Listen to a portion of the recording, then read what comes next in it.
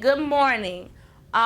Today you already know we have flexible groups. Last class we were together, we did our introduction to conversions, okay?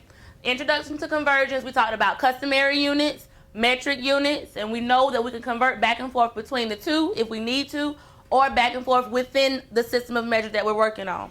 So right now we're gonna go over the actual exit ticket that you guys use to get into your groups for the day. So pull out that first strip of paper from last class. Just to decide if the students met the objective or not. Just 2 questions. It allowed me to be able to determine if they hit the objective or not. When I do my flexible grouping, what we saw today, I did the introductory lesson last class, gave the check your progress at the end where you would normally do an exit ticket, and that way it allowed me to be able to build upon what we didn't know from the last class today. My question to you is, first of all, I need to convert what to what? I'm listening. Anybody, shout it out. Quarts to pints, pints to quarts. Well, what's the question asking me to find? The reference sheet that I passed out during my teacher-led station, that is actually the exact same reference sheet that they're going to see during the FCAT. So I want to get them used to seeing it, finding the information on their own, but actually using it to answer or problem solve within the problems that we're actually doing. Converting pints to quarts. Well, first of all, we learned about something last class called a unit ratio. The unit ratio basically says I need to find the relationship between those 2 units to be able to convert back and forth. Is that what you did? That's what I did wrong. That's what you did wrong? So how did you set it up? Did you set it up this way? Like, what I did was, I did the quarts and the pints, but I accidentally put the 2 as a 4. Okay, well that's a simple mistake. We can fix that. Pay close attention to when you use your unit ratio, you have to use exactly what they have on the reference sheet. Kevon. I accidentally added 35 times 2. Okay, so instead of dividing it, you did multiplication. Is that what you're saying? Okay, well we can fix that because now we know that we're going to set it up and divide it out. We've already set you in your groups. When we do our flexible grouping normally for a new objectives for a little while, and then we'll do a check your progress really quickly, and then as students show us that they are getting it, they aren't restrained to that one group for the whole class period. So they may, if I see that they get it, then I'll move them on to a more independent group, or if I see that they're still struggling, they'll stay at the teacher learning station for a little while longer. But mainly with the flexible grouping, the students understand that flexible grouping means that we're going to be doing collaborative group work today, covering concepts from the previous lesson. Right here. Group 2, you're going to start out with me as well, and that's fine because you're right here. Then you're going to go into your independent practice worksheets, and then you're going to have a computer station. At the computer station, the only thing you should be working on, students, is what? Success maker. Thank you. Success maker, and I know cool math is cool, but not today, okay? Third group, you're going to start off at your independent workstation. Reason being is because I know you know how to do some of the problems, and you don't need me yet. So you're going to work on what you can, then come to me, and then you're going to work on the second phase. The way this works is the people who missed both questions, you're going to be in group 1 with me. The people who missed number 1, you're going to be in group 2. The people who missed number 2, you're going to be in group 3. And the people who got both questions right, you're in the independent group number 4. There's going to be a 20-minute station.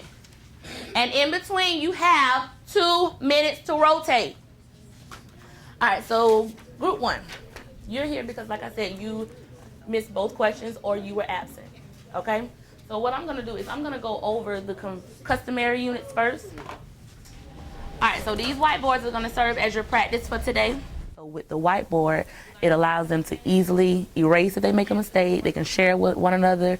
They can do a problem and then trade whiteboards to try to find mistakes from each other, and I really think that's beneficial, especially in math. So right here, it says fill in the blanks to find which bucket holds more. All I'm trying to do is determine which one of these holds the most liquid, okay?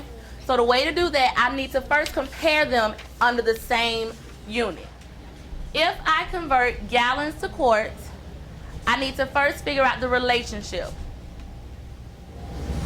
Denora, look on your reference sheet. 3 simplified divided by 7. 1 gallon equals 4 quarts. So that's going to be our unit ratio.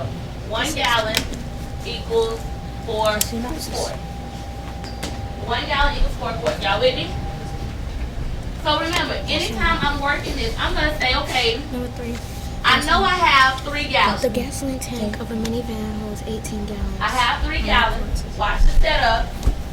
If I have So 3 you're doing gallons, I'm going to gallons take the quarts. unit ratio and set it up as a fraction. That's 1 gallon equals 4 quarts. Watch this. The north. Here. Alright? 18. And then So what am I We gonna really do? want to get them to the point where they can Gallons. run the groups on their own. That's what the gradual release talks about, getting them to work together outside of the teacher instructions all the time. We're supposed to just be there to facilitate. Where most of you guys messed it up. When you canceled it, you were canceling. So if I have 9 pints, for every 1 pint, I have 2 cups, right? So I'm gonna say, okay, this is a pint. Let's just make it peas so it'll make a little bit more sense. I have 9 pints, right? But you told me, according to my reference sheet, 1 pint is really 2 cups, right? Yes, ma'am. So 1 pint is really 2 cups. 1 pint, 2 cups. For every 1 pint, I have 2 cups. And this is gonna be a little tedious, but that's okay. No man left behind. So all I'm gonna do is count it up. How many cups do I have? 2. 2? 4, 6, 8. And a lot of times, some students, they can learn it from a teacher. Some students can learn it from each other, but some students actually need that animation, and they get that from Success Maker.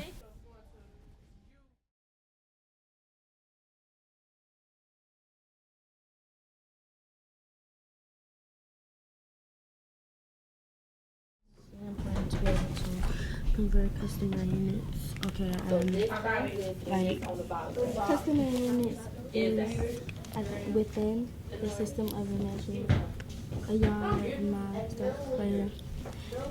So it's probably important because Okay, start working you on don't the know eye how, problem. like if it was running like 1 mile, you wouldn't So know. interactive journals keep everything in one place so that even if I have to refer back to it a month later, we'll say, hey, let's go back to quarter 2, page 3, you know, and it's all there. It's important to Center rotations in math is very advantageous because it allows us to chunk the information. And I know for me, I was one of those students in math where if you stood at the front of the board and taught me for 45 minutes, I was going to be sleeping 20. So with the stations, it allows them to see a particular concept in different ways, but it's not boring, and it allows them to kind of interact with each other.